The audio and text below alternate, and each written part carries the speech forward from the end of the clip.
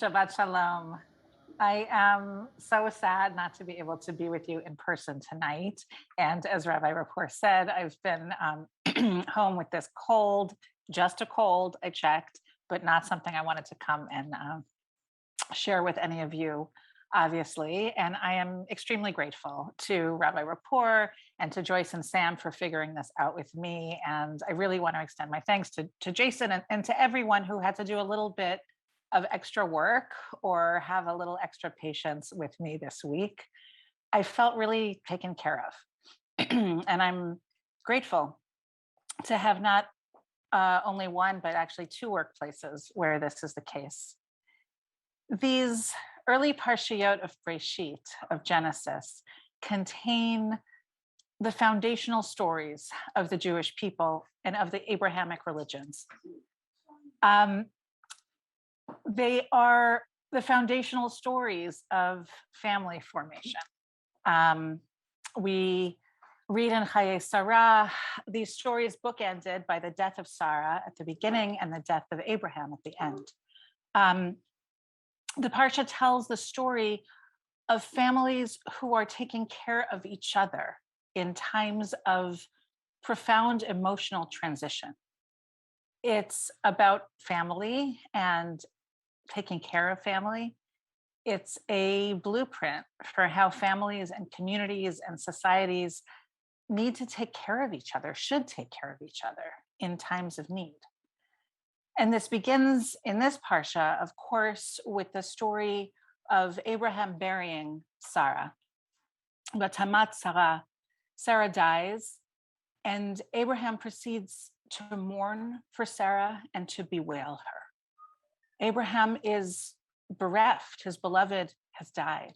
And while the text is silent as to the circumstances of her death beyond her advanced age, leaving classical midrash and contemporary scholars alike to wonder how exactly she died, what were the circumstances, it lays out in great detail the way in which Abraham went about burying her, finding her a burial place, carefully managing, negotiating every detail to purchase the cave that would be the place of her burial, the place eventually that would be the burial of all of the matriarchs and patriarchs. I once taught a CBST class where we spent an entire semester just on a few verses of this story because it's so rich. There's so much there to teach us the care and the attention we need to bring to our loved ones as they transition out of this world.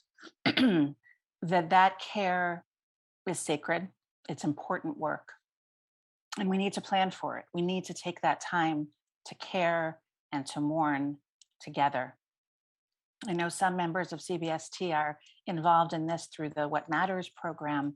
There are so many ways in which this Parsha sows the seeds, the early kernels for the rituals around death and dying and mourning. How many of us have said, Jews are really good at this. We have really well-developed rituals, both for the mourning, but also for the caretaking of the mourner, how a community steps up to be present for the mourner so that they can take the time they need to have the experience of their grief and of their loss. And then the Parsha turns the page. The next chapter is Abraham looking forward, looking ahead, turning his attention to the next generation, to the needs of his own child, with an eye to the generations to come.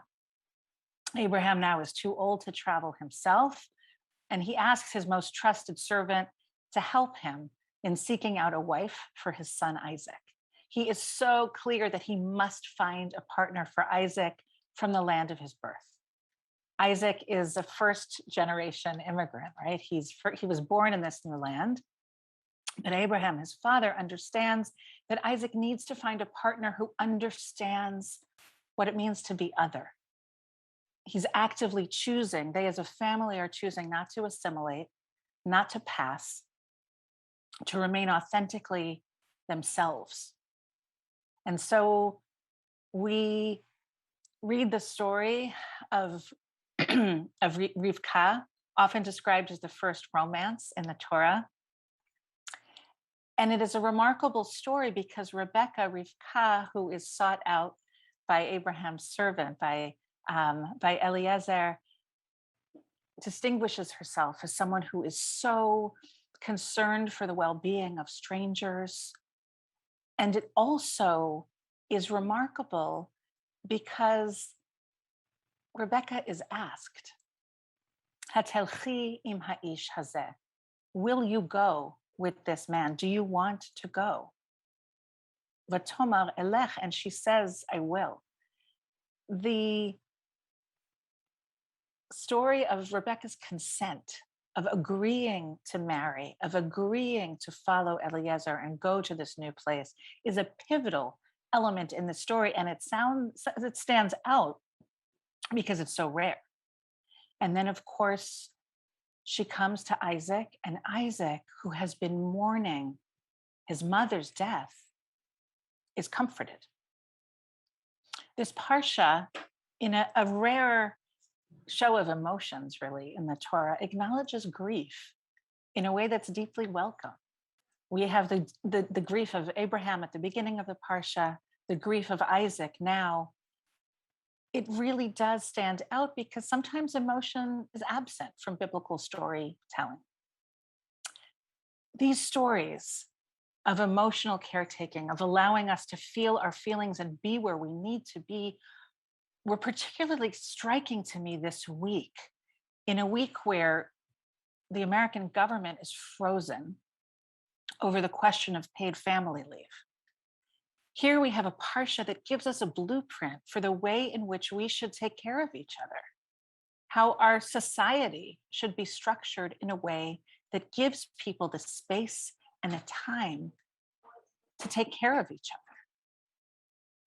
other. A government that cannot even agree to provide universal paid family leave, it is, I have to say, offensive to suggest that not being forced to choose between caretaking and work is a luxury, that we have to rely on our employer's generosity to decide if we can afford to care for those who are closest to us, that we would risk our livelihood.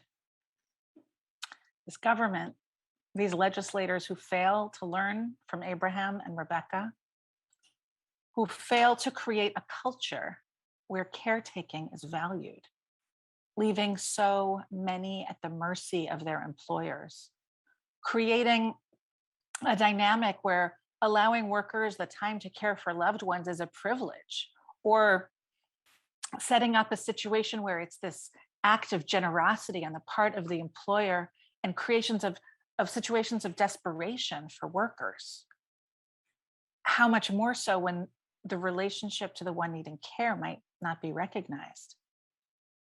How many of us have had the experience of professional relationships gone sour or worse over issues of leave, of time needed for family or loved ones? And how many of us are not even in a position to ask for that time?